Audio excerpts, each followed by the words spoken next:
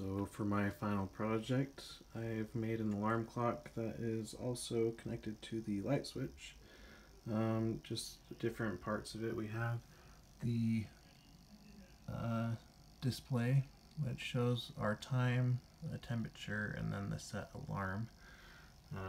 And then we also have the servo motor here connected to the light switch. So the actuator being used is the servo. The sensors being used are the temperature and humidity sensor. And then we also have a real-time clock. I don't know if that's considered a sensor. And then for our input, we are using an infrared remote, hence the IR sensor on top. So to control the alarm, I've programmed 4 different buttons on the remote that have presets for the alarms. So right now we're set at 9:30.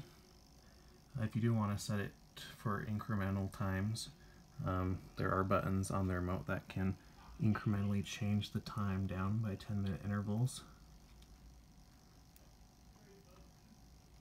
So we're going down, let's say, to 9:10 for our alarm.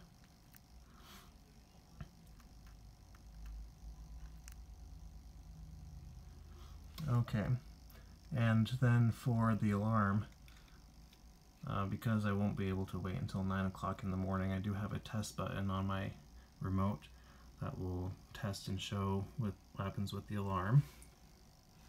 So when the alarm goes off, it will switch the light on and off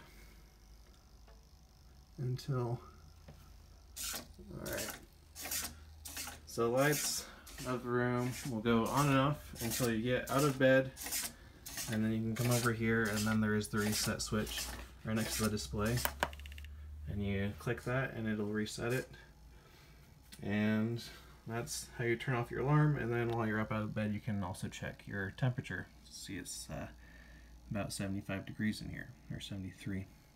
So anyway, another setting I have on the remote, if you're laying in bed and you forget to turn the lights off, you can use the infrared remote just to turn the lights off,